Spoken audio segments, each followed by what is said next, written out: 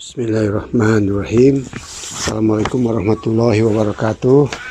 Pak Anton, terima kasih atas kesempatan yang telah diberikan untuk membicarakan masalah pembangunan Islamic Center di Melbourne ini. Memang sangat menarik dan merupakan perjalanan yang sangat panjang, karena sebetulnya dari dulu kami itu mencita-citakan terwujudnya Islamic Center di Melbourne ini. Namun sebelum kita melanjutkan pembicaraan bagaimana terwujudnya Indonesian Islamic Center di Melbourne, saya ingin menyampaikan dulu bagaimana situasi umat muslim secara keseluruhan maupun khususnya di masyarakat Indonesia. Pada waktu saya datang tahun 75 di sini, kita tidak menemukan kelompok-kelompok pengajian yang khusus berada di lingkungan masyarakat Indonesia. Bahkan kalau kita lihat di Melbourne ini pada waktu itu hanya ada 2 masjid, tidak seperti sekarang masjid di mana-mana. Pada waktu itu masjid yang paling lama adalah di Carlton, di Drummond Street. Itu kebanyakan saudara-saudara kita dari Albania. Dan kemudian yang di Preston, di Kramer Street, itu kebanyakan orang-orang dari Middle East. Jadi pada waktu itu kalau seandainya ada Idul Fitri, maka kami itu berkumpul di sana, di Preston. Namun biasanya kedol Idul Fitri seperti yang kita hadapi sekarang, masjid itu menjubel. Tapi pada waktu itu Idul Fitri ya pas-pasan lah, tidak terlalu menjubel. Jadi bisa dikatakan bahwa masyarakat muslim yang berada di Melbourne pada waktu itu tidak terlalu banyak. Nah, di masyarakat kita untuk pengen sholat Jumat itu susahnya bukan main. Harus mengumpulkan kawan-kawan baru sholat Jumat. Itu pun hanya beberapa orang saja. Nah, baru pada tahun 82 ada sekelompok student di Monash University dengan jumlah yang cukup banyak, yang kemudian mereka mendirikan perkumpulan pengajian. Nah, pengajian ini bernama ASG yang dipimpin oleh Pak Saifullah, mantan rektor Unisba. Nah, Pak Anton, ini pengajian di awal-awal itu semua memakai bahasa Indonesia. Namun karena di sini baru nuansa baru bagi kawan-kawan muslim, ternyata peminatnya banyak dan digemari bukan hanya oleh orang-orang Indonesia saja, malahan digemari oleh orang Indonesia yang nikah campuran. Suatu contoh, Pak Andi Harahap dengan Ibu Serli, orang Australia istrinya. Kemudian Pak Bahtiar Abbas, istrinya orang Australia. Pak Ginsting, istrinya orang Australia. Nah, ini ada orang Indonesia, Ibu Yus, nikah dengan orang Egypt, yaitu Pak Ahmad Jaid. Nah, mereka ikut serta di dalam pengajian ISG itu. ISG adalah Islamic Study Group yang dibentuk di Monash University oleh kelompok Pak Saifullah. Nah, alhamdulillah pengajian ini berjalan begitu baik dan sangat ramai sekali dari rumah ke rumah. Nah, namun karena banyaknya yang ikut dari pernikahan campuran, bahasa Indonesia itu sudah kurang efektif lagi di sana. Jadi mereka memakai bahasa Inggris, atau di awal-awal pakai bahasa Indonesia kemudian diterjemahkan dalam bahasa Inggris. Namun setelah Pak Saifullah pulang, pengajian ini totally memakai bahasa Inggris. Nah, pada tahun 85-86,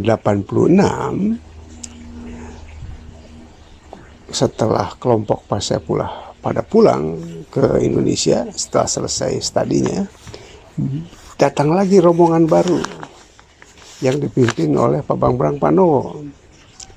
Kelompok Pak Bambang Panowo pun haus sekali di dalam mencari kegiatan-kegiatan yang bernapaskan agama. Nah, kebetulan pada waktu itu ada ASC, jadi mereka banyak bergabung dengan ASC, Islamic Study Group. Namun sayang sekali, karena ISG itu sudah memakai bahasa Inggris, bagi mereka kurang efektif. Malahan mereka mencari suatu kelompok pengajian yang bernuansa Indonesia. Karena pada waktu itu belum ada selain ISG, mereka mendirikan MIIS. MIIS adalah Monash Indonesian Islamic Study. Jadi Indonesian Islamicnya itu ada penekanan lah gitu ya. Dan ini berkembang di Monash University dari tahun ke tahun. Walaupun Pak Bambang Pramoro sudah pulang, ini diteruskan sampai sekarang. Nah, kawan-kawan yang bergabung, orang permain residen yang bergabung di MIIS ini, banyak orang-orang yang malahan belum nikah. Ada juga sih yang sudah nikah, Pak Anton, tapi mereka itu nikahnya dengan orang Indonesia lagi dan sangat cocok di MIIS. Ya. Namun pada tahun 89, setelah kelompok Pak Bambang Pranowo ini pulang, kawan-kawan yang ikut di MIIS mendirikan grup baru khusus dari anggotanya adalah orang-orang yang permain residen, yaitu At-Taqwa. At-Taqwa ini dipimpin oleh Pak Amin Somad. Beliau adalah jebolan dari Al-Azhar University bersama dengan Pak Quraish Shihab dan Pak Alwi Shihab. Kemudian beliau studi di Edmonton, Kanada dari Al-Azhar. Baru dia ke Melbourne untuk ambil S3 dan dia berdomisili di Melbourne. Nah, beliau memimpin dan mengajarkan kelompok pengajian At-Taqwa ini. Alhamdulillah At-Taqwa berkembang.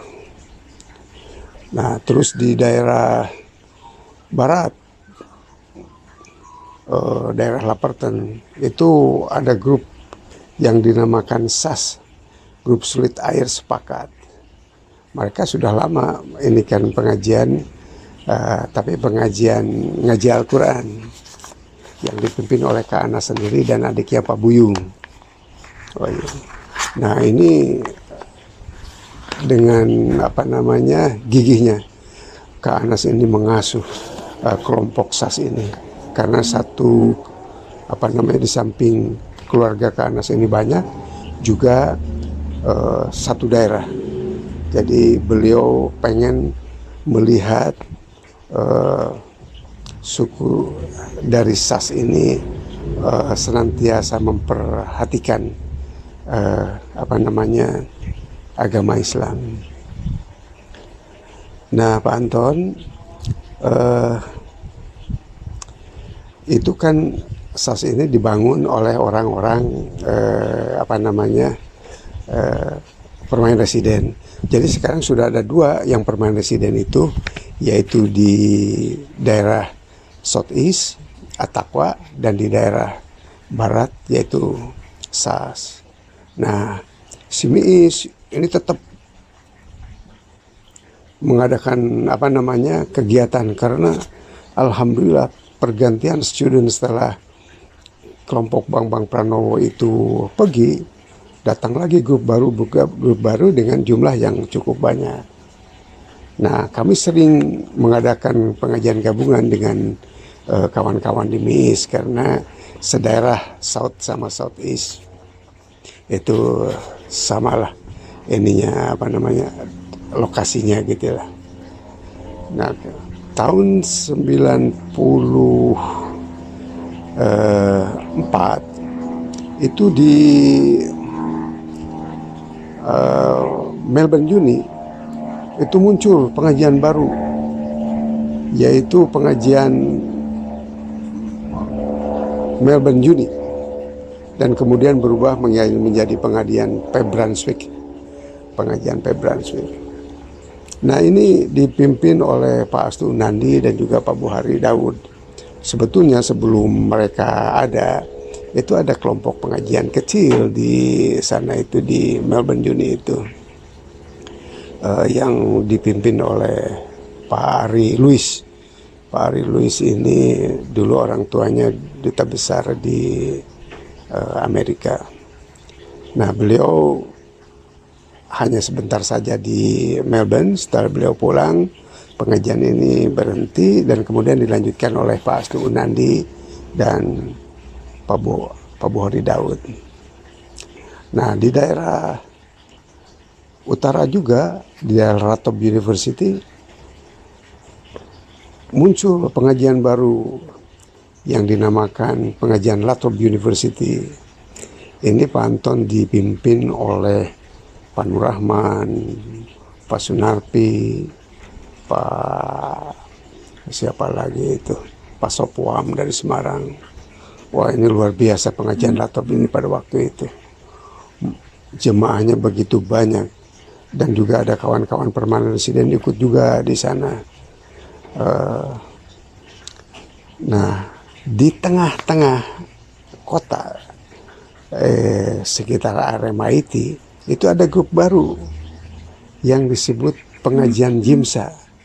YIMSA adalah Young Indonesian Muslim Study di Australia. Nah, ini dipimpin oleh si Kang Dudi. Dudi ini begitu, apa namanya, gigih mengumpulkan anak-anak muda untuk senantiasa berkumpul dalam mengembangkan syiar-syiar Islam, khususnya di kaum pelajar S1 ini. Nah, lama-kelamaan kebetulan Konsulat Indonesia membeli bangunan baru di Albert Road, bukan di Albert Road. Albert Road itu yang lama, dan di Queen's Road, kemudian dirombak, belakangnya dibikin semacam ruangan serbaguna. Nah, pada tahun 93 kemudian diresmikan. Nah, kami memanfaatkan ruangan-ruangan itu untuk mengadakan pengajian gabungan, tentunya seizin Pak Konjen di sana kan, yang Konjen yang waktu meresmikan tahun 93 itu Pak Gunawan Cipto Sumiarso. Nah, pada tahun itu MIS dipimpin oleh Pak Imron Rosidi, sedangkan Pep Brunswick dipimpin oleh Pak Astu Unandi dan Pak Buhari Daud. Kemudian di Laperton masih tetap Pak Buyung, dan kemudian dilanjutkan oleh menantu-menantunya sama anak-anaknya, Pak Daal, Pak Epi. Terus di Lathrop masih tetap berjalan, yang Pak Sopwam diganti dengan Pak Andi Hakim. Kemudian YIMSA pada waktu itu masih Pak Dudi, siapa lagi, Erna, kayak begitu, bergabung di sana, dan Bernardi bergabung di sana. Nah, kemudian karena kita sering mengadakan pengajian di konsulat, pengajian gabungan, kami terbetik untuk membangun sebuah Islamic Center. Masa kita mau pinjam saja kepada pihak pemerintah untuk mengadakan suatu kegiatan Padahal masyarakat Muslim Indonesia ini sekarang itu udah mulai cukup banyak pada waktu itu ya. Nah, Pak Anton, kami sepakat pada waktu itu untuk mendirikan payung, yaitu Indonesian IMCB, Indonesian Muslim Community di Victoria. Nah, payung ini pertama bertujuan tentunya untuk mempersatukan masyarakat Muslim yang berada di Victoria, baik yang ada di Geelong maupun di Bendigo. Itu ada grup-grup kecil pada waktu itu. Nah, yang bertujuan yaitu untuk membangun Indonesian Islamic Center di Melbourne ini. Nah, pada waktu itu alhamdulillah niat ini begitu kuat dan begitu gigih, dan juga disupport oleh pihak konjen. Pada waktu itu konjennya Pak Rumayar, dan kebetulan sebagai vice consulnya itu salah satunya bagian konsuler Pak Iwan Sahwibisono, Pak Wahid yang mantan dubes di Moskow, Pak Yuyun Kamhayun. Mereka begitu aktif membantu kami, karena memang dilihat perlu sekali di lingkungan Indonesia, masyarakat Muslim Indonesia, ada sebuah center yang bisa dipakai untuk pertemuan kawan-kawan Muslim Indonesia. Nah, maka dari itu tugas IMCP di awal yaitu membangun Islamic Center. Pertama yaitu mengumpulkan dana semaksimal mungkin supaya bisa membeli bangunan untuk dipakai Islamic Center. Nah, pada tahun 98 uang sudah terkumpul sekitar kurang lebih 90.000 dolar. Nah, uang 90.000 setelah terkumpul itu, kawan-kawan mulai bertanya-tanya, mau di mana nih beli tanah atau dibangun Indonesian Islamic Center.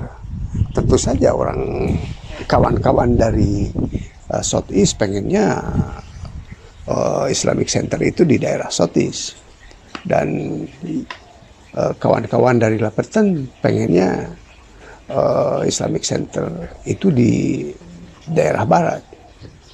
Orang-orang Melbourne University, orang-orang IMSA tentu, dan juga Latop tentu pengen daerah utara atau di daerah dekat ke kota. Nah, kemudian kami berkumpul kembali untuk menetralisir keinginan masing-masing ini menjadi rembukan yang alhamdulillah diberikan jalan yang paling baik oleh Allah Subhanahu wa Ta'ala, sehingga muncul suatu conclusion, oke, setiap kelompok baik dari barat, baik dari selatan maupun utara ataupun city dipersilahkan untuk mencari lokasi untuk Indonesian Islamic Center yang kira-kira ada public transport dan tidak jauh dari public transport, dan lokasinya paling jauh adalah zone 2. Karena pada waktu itu masih ada zone 1, zone 2, zone 3. Jadi zone 2 itu cukuplah di tengah-tengah gitu. Nah, semua kelompok pengajian berusaha bekerja keras mencari lokasi di daerahnya masing-masing. Alhamdulillah kawan-kawan dari MIIS dan At-Taqwa menemukan sebuah rumah tua di bawah tegangan tinggi dengan harga yang cukup murah, yaitu sekitar 115.000. Nah, terjadi juga perbedaan pendapat. Ini kan di bawah tegangan tinggi, karena ini bahaya, Ini akan menyebabkan penyakit kanker. Nah, setelah itu kita mencari tahu ke ke Departemen Kesehatan bahwa apakah betul kalau seandainya bangunan di bawah tegangan tinggi akan menimbulkan penyakit kanker.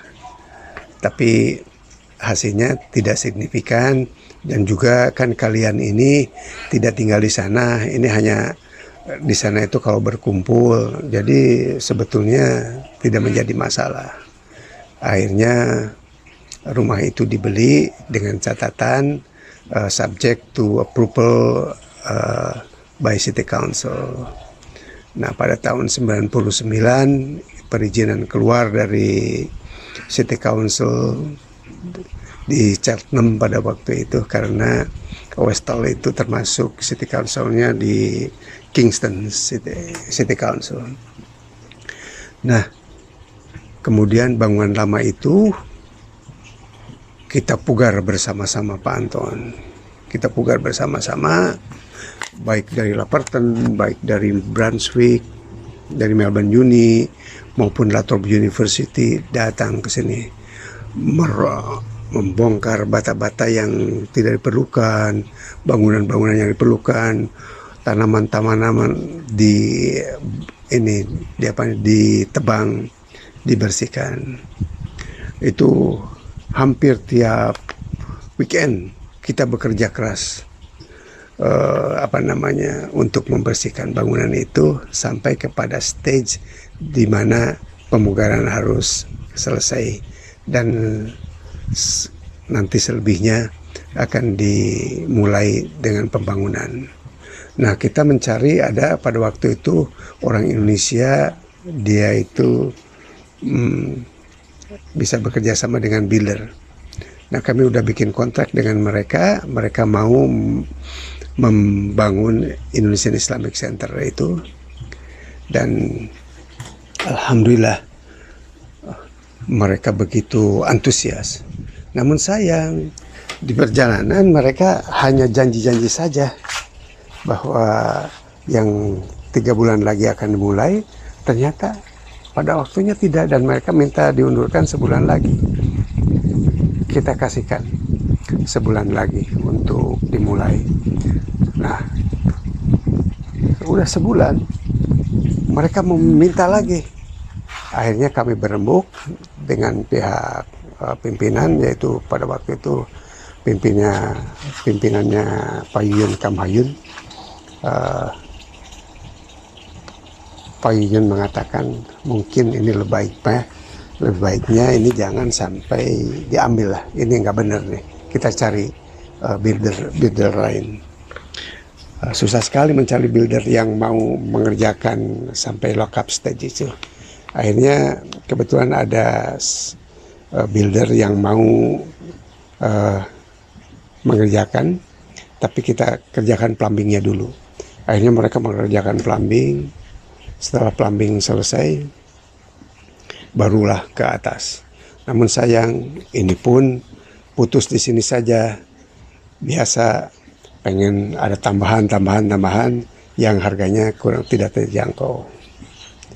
Nah, akhirnya kita mencari lagi, dan ada seorang builder, orang Greek, itu mau mengerjakan sampai lock up stage. Nah, akhirnya mereka membangun Indonesian Islamic Center sampai lock up stage. Nah, setelah lock up stage, barulah itu diberikan kepada kita, dan karena kita punya electrician, kita bisa mencarikan carpenter, jadi dapur, toilet, listrik-listriknya itu dikerjakan sendiri. Sampai akhirnya pada tahun 2000, alhamdulillah masjid itu terwujud. Nah, untuk selanjutnya nanti akan saya ceritakan lagi, Pak Anton. Ini karena si bangunan ini sudah terwujud. Di awal-awal memang tidak mudah untuk meramaikan masjid ini, terutama daily aktivitinya. Kalau umpamanya tiap weekend itu no problem, tapi tiap harinya itu bagaimana si masjid ini bisa ramai. Nah, kemudian juga karena tiap weekend kita mengadakan gabungan di Westall ini, baru yang dari dari Brunswick maupun dari Laverton ataupun Latrobe, kita sering berkumpul di sana. Kawan-kawan dari Brunswick, setelah terjadi pergantian beberapa periode kepengurusan, mempunyai inisiatif pengen mempunyai bangunan seperti yang ada di Westall. Alhamdulillah, karena wadah sekarang sudah terbentuk, maka AMCP yang diketuai oleh Neil Siregar bersama pengurus Brunswick membeli bangunan di di Coburg, di Dawson Street. Nah, ada suatu bangunan warehouse dibeli oleh mereka, dan alhamdulillah mereka mengadakan pengajian di sana. Dan kemudian kawan-kawan di Laverton pengen juga seperti di Surau atau di Brunswick dan juga di Westall. Alhamdulillah kita mengadakan beberapa pengajian gabungan, beberapa kali great iftar atau buka bersama, dan adakan fundraising beberapa kali. Alhamdulillah didapatkan uang deposit untuk membeli bangunan yang di Maher Street di Laverton. Nah, alhamdulillah sekarang di IMCB itu, Indonesian Muslim Community, sudah punya 3 Islamic Center. Alhamdulillah satu sama lain begitu kompak, dan silaturahmi di antara kami itu begitu baik. Pak Anton, mungkin segini dulu. Mudah-mudahan ini bermanfaat bagi saudara-saudara kita yang baru datang di Melbourne, bahwa Indonesian Islamic Society ini mempunyai 3 lokasi, yaitu di Westall, Clayton, di Maher Street di Laverton, dan di Dawson Street di Coburg. Sekian dulu, terima kasih. Wassalamualaikum warahmatullahi wabarakatuh. Mohon maaf bila ada hal-hal yang kurang berkenan atau ada kesalahan. Bagi mereka yang mungkin lebih tahu dari saya, mungkin tolong dibetulkan dan ditambahkan. Terima kasih.